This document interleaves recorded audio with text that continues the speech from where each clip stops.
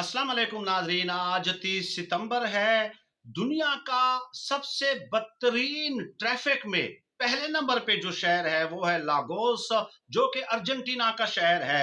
दूसरे नंबर पे Los Angeles, तीसरे पे कोलंबो, चौथे पे ढाका, पांचवे पे दिल्ली, छठे पे कोलकाता, सातवें पे मेक्सिको सिटी, आठवें पे मुंबई और नौवें नंबर पे नैरोबी कीनिया में है और 10वें नंबर पे है मनीला।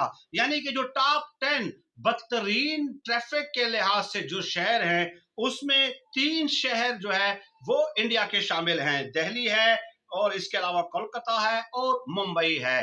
पाकिस्तान का एक शहर है इसमें और वो है कराची और उसका नंबर है 48वां। तो पाकिस्तानियों के लिए इस लिहाज से ये खुशी की खबर है कि टॉप 10 में उनके दो या तीन शहर शामिल नहीं हैं, बल्कि एक कराची है जो कि 48वें नंबर पे आ जाता है।